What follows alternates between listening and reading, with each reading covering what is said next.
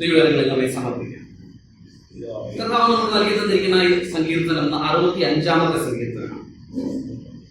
ഒരു ദാവീദിന്റെ സങ്കീർത്തനം എന്ന തലക്കെട്ടിൽ നിന്ന് നമുക്ക് മനസ്സിലാക്കുവാനായിട്ട് സാധിക്കും.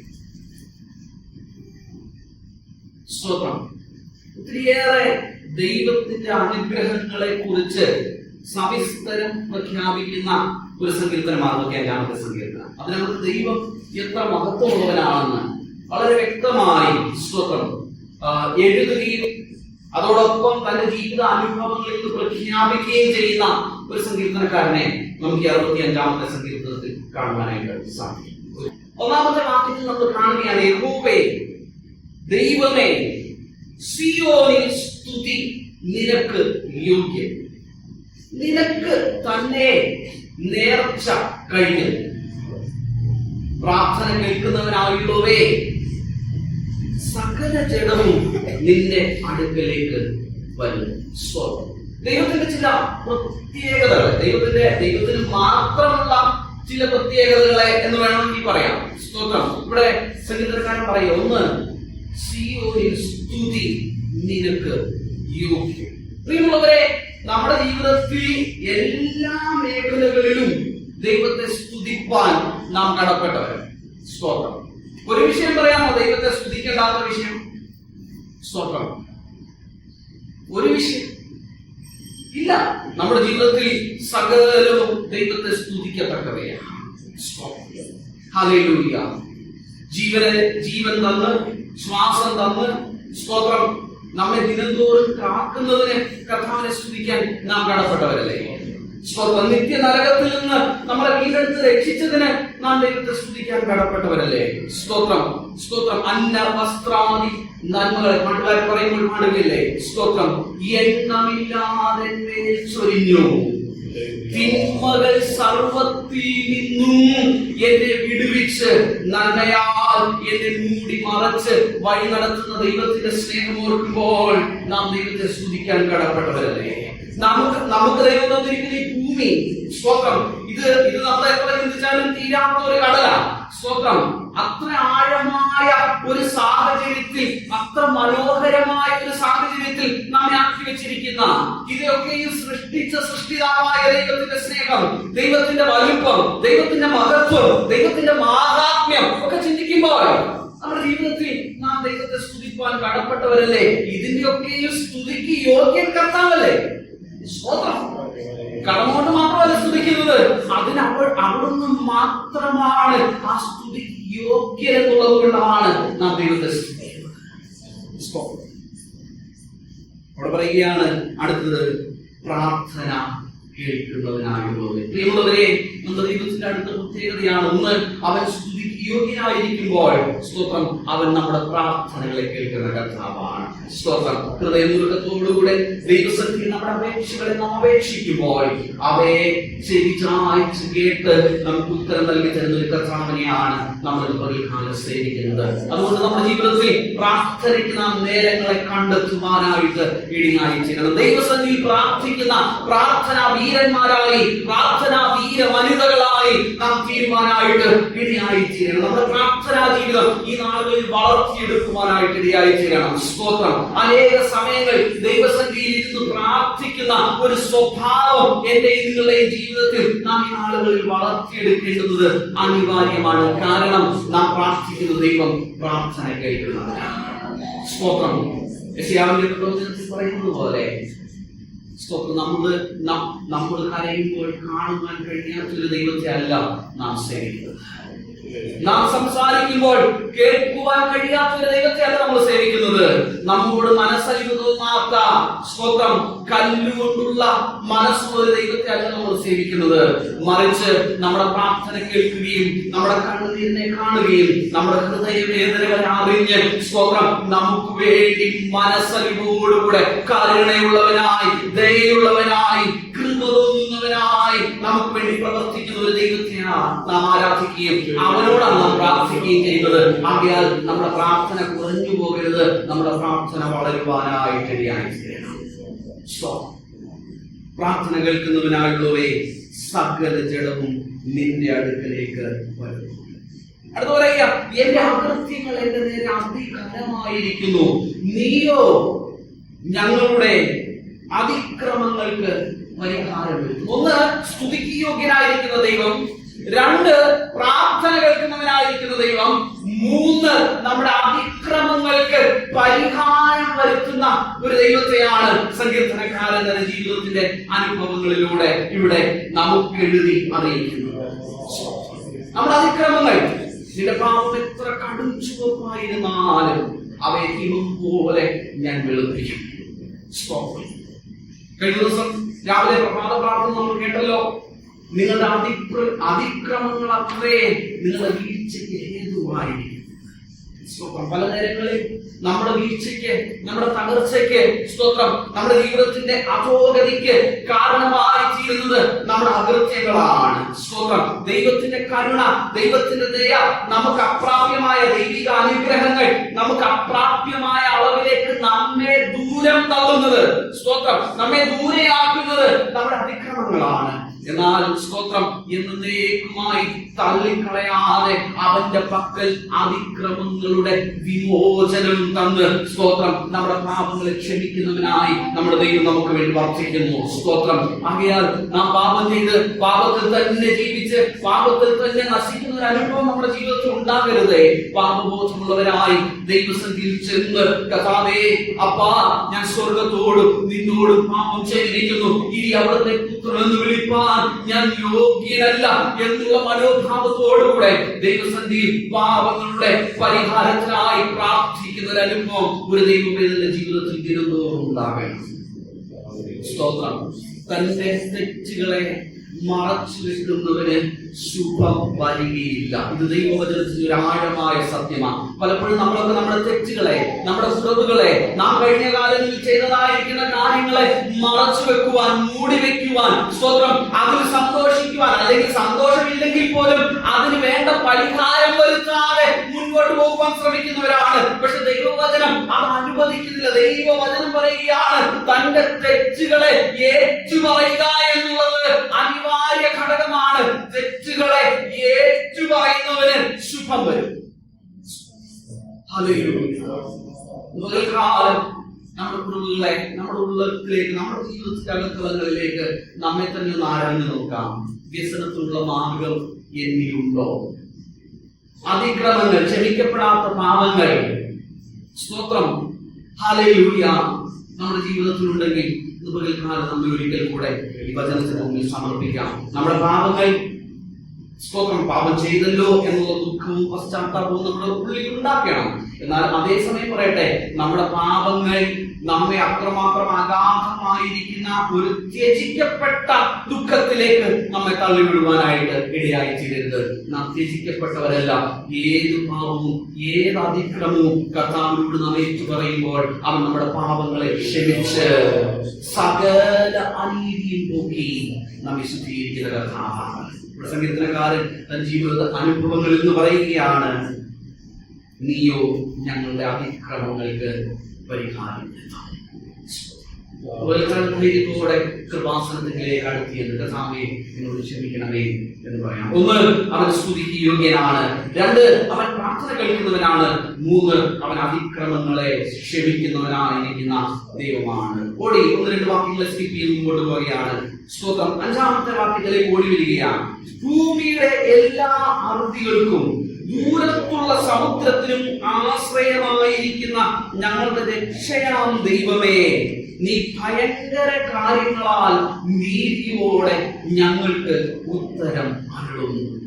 നാലാമത്തെ കർത്താവിന്റെ പ്രത്യേകത അറിയുന്നവരെ, നമ്മുടെ പ്രാർത്ഥനകൾക്ക് സ്തോത്രം നീതിയോടെ ഉത്തരമരുളുന്ന ഒരു കർത്താവിനെയാണ് നമ്മൾ സേവിക്കുന്നത്. ആ പദപ്രയോഗങ്ങളൊക്കെ എന്നെ വളരെ ചിന്തിപ്പിക്കുവാനായിട്ട് ഇടയായിത്തീർന്നു. അവിടെ പറയുക, ഭൂമിയുടെ എല്ലാ അറുതികൾക്കും, സ്തോത്രം, ദൂരത്തുള്ള സമുദ്രത്തിനും ആശ്രയമായിരിക്കുന്ന ഞങ്ങളുടെ രക്ഷയാ ദൈവമേ.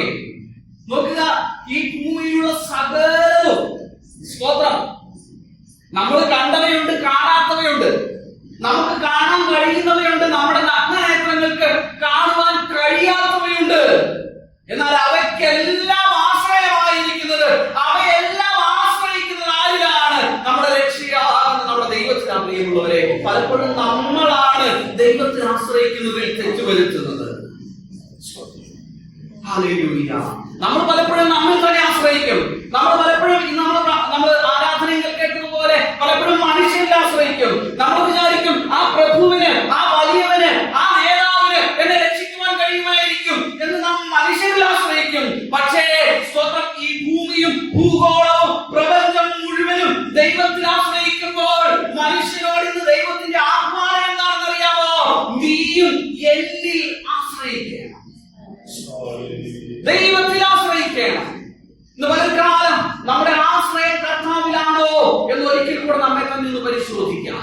ആവശ്യങ്ങൾ വരുമ്പോൾ, രോഗങ്ങൾ വരുമ്പോൾ, ദുഃഖങ്ങൾ വരുമ്പോൾ, സ്തോത്രം, ആത്മീയ ശോഷണങ്ങൾ ഉണ്ടാകുമ്പോൾ, സ്തോത്രം, നിന്ദിക്കപ്പെടുമ്പോൾ, തള്ളപ്പെടുമ്പോൾ, ത്യജിക്കപ്പെടുമ്പോൾ നാം കണ്ടെത്തുന്ന വഴികൾ എന്താണ്?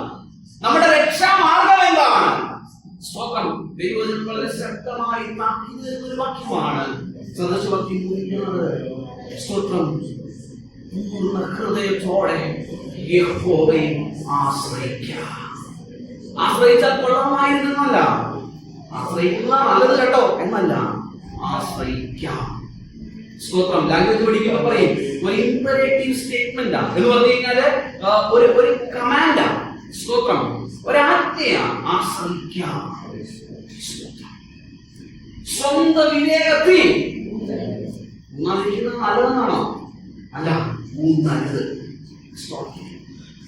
നിന്റെ എല്ലാ വഴികളിലും അവനെ നിലച്ചുകൊള്ളാം.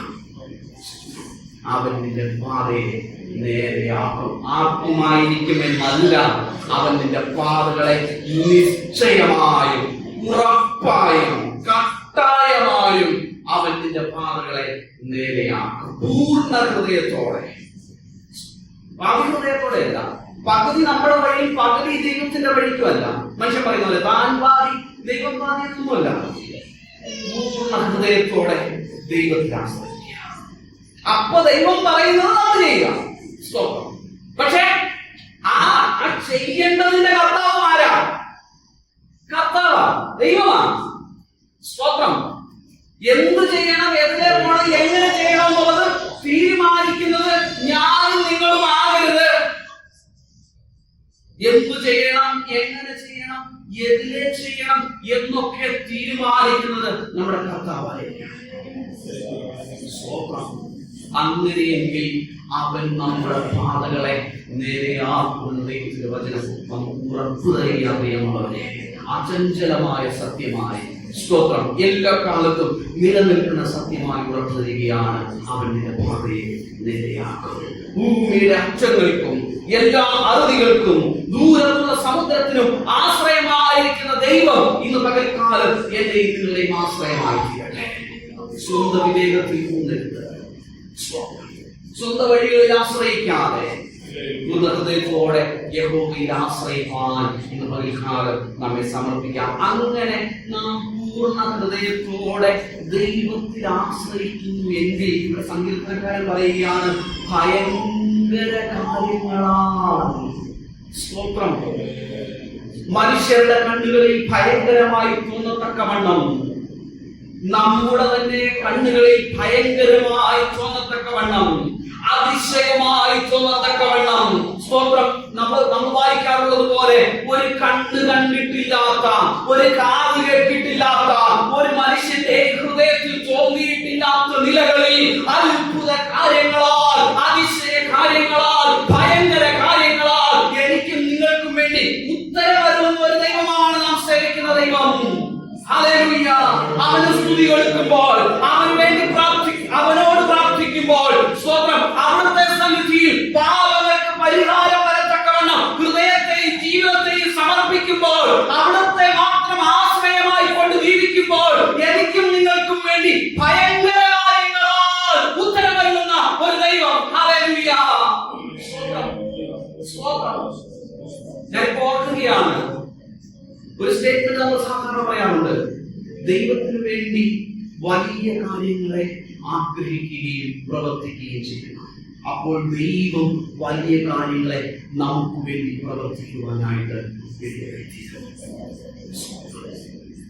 കർത്താവ് കർത്താവിന് വേണ്ടി നമ്മെ തന്നെ സമർപ്പിക്കുമ്പോൾ, കർത്താവിന് വേണ്ടി കർത്താവിന്റെ പാദപീഠത്തിൽ നമ്മെ തന്നെ പൂർണ്ണ മനസ്സോടെ നാം ഏൽപ്പിച്ചു കൊടുക്കുമ്പോൾ, പിന്നെ അവിടുന്ന് നമ്മുടെ കെയർടേക്കറായി തീരുക, അവിടുന്ന് നമ്മുടെ സംരക്ഷകനായി തീരുക, അവിടുന്ന് നമ്മുടെ ഡിഫൻഡറായി, നമുക്ക് വേണ്ടി പോരാടുന്നവരായി, നമ്മെ കാവൽ ചെയ്യുന്നവരായി, നമുക്ക് വേണ്ടി വാദിക്കുന്നവനായി. ഡിഫൻഡർ എന്ന് പറയുമ്പോൾ നമ്മളൊരു അഡ്വക്കേറ്റിനെ കേൾപ്പിക്കാറില്ലേ? നമുക്ക് കൃത്യമായി നിയമങ്ങളെ കുറിച്ച് അറിവില്ലാത്തത് കൊണ്ടാണ് നമ്മൾ അഡ്വക്കേറ്റിനെ ഏൽപ്പിക്കുന്നത്. അദ്ദേഹം കൃത്യമായി ഒരു കേസ് പഠിച്ചിട്ട് ഇതിന്റെ നല്ല വശങ്ങള്, മോശം വശങ്ങള്, അത് ഏതാ കോടതിയിൽ പ്രസന്റ് ചെയ്യണ്ടേ, ഏതാ മാറ്റി വെക്കണ്ടേ എന്നൊക്കെ കൃത്യമായിട്ട് അറിയുന്നവനാണ്. നമുക്ക് വേണ്ടി അഡ്വക്കേറ്റ് ഉണ്ടെന്നാണ് ദൈവവചനം നമുക്ക് തരുന്ന ഉറപ്പ്.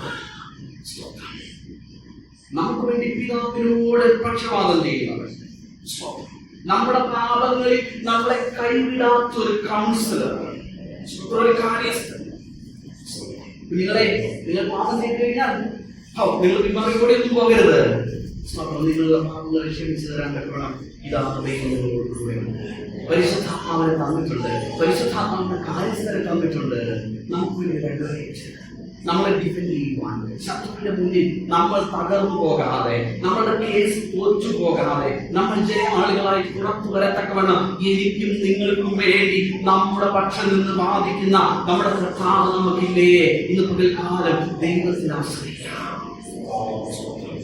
ആശ്രയിക്കുന്ന ഒരു ഭക്തന്റെ ജീവിതത്തിൽ സ്വന്തം ഏറ്റവും അവസാനത്തെ 2 വാക്യങ്ങൾ കൂടെ വായിച്ച് നിർത്തുകയാണ്. ബാക്കിയുള്ളത് ഈ ദൈവം എത്ര ശക്തനാണെന്നും ഈ ഭൂമിയിൽ താൻ എത്ര മഹത്തരമായ ഓരോ കാര്യങ്ങളും ചെയ്യുന്നതെന്ന് സ്വന്തം അത് വേദപുസ്തകത്തിന്റെ പല ഭാഗങ്ങളിൽ കാണുന്ന ഒരു പ്രത്യേകതയാണ്.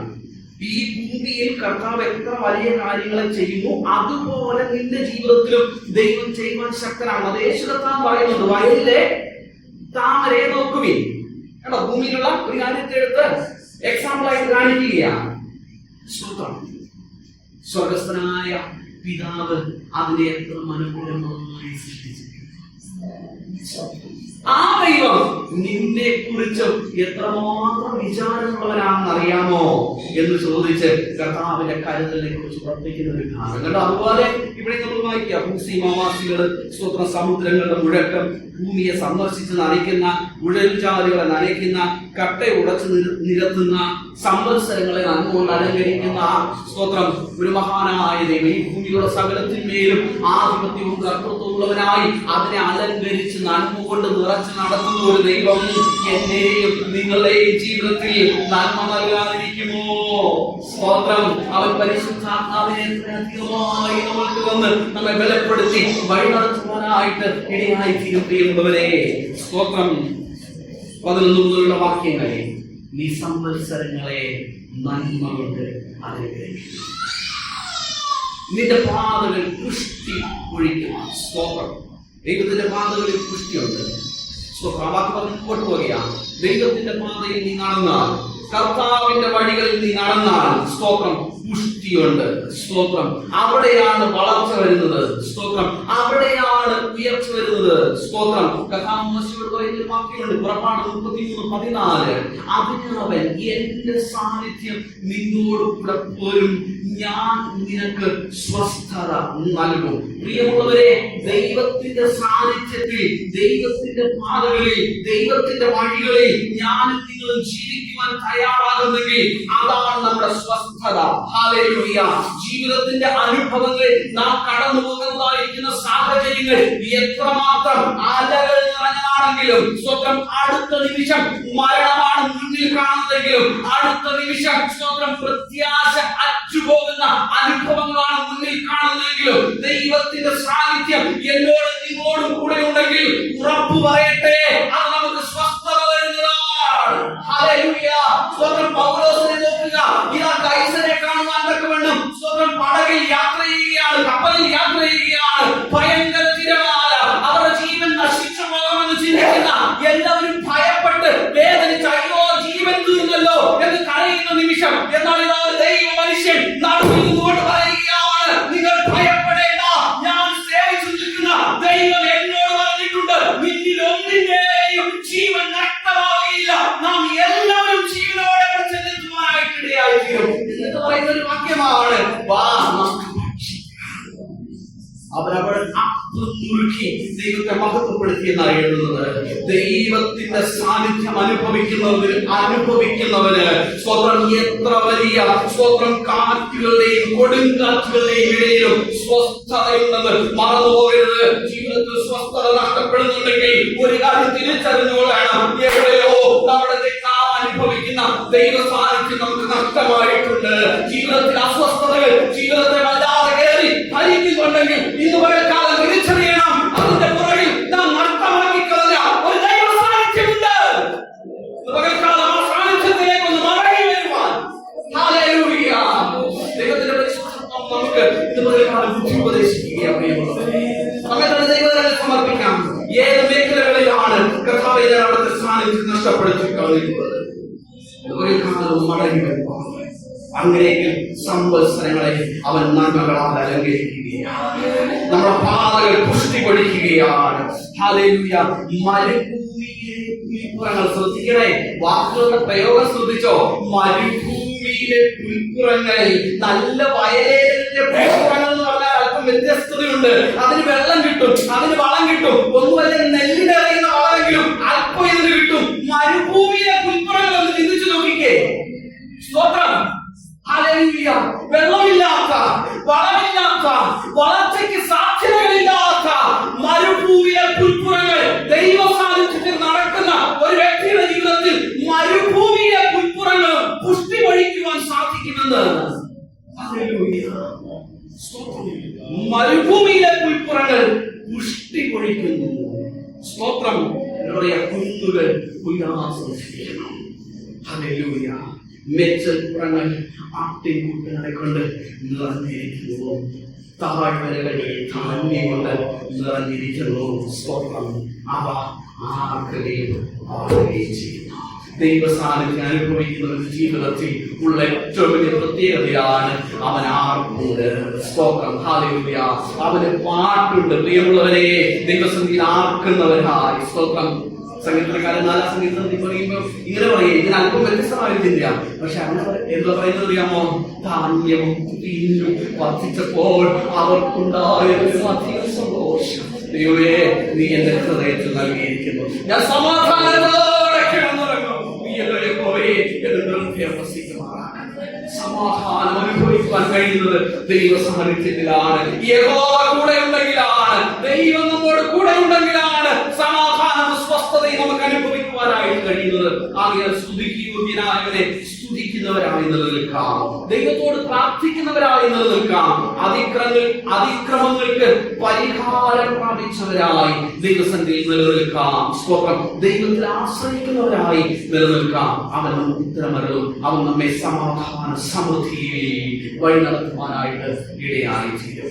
ആട്ടവും പാട്ടും സന്തോഷവും സ്വന്തം നീതിമാന്മാരുടെ കൂടാരങ്ങളിൽ ഉണ്ടാകും. ഈ വചനങ്ങളാല് ദൈവത്തിന്റെ പരിശുദ്ധാത്മാവ് നമ്മെ അനുഗ്രഹിക്കുമാറാകട്ടെ. ദൈവത്തിന്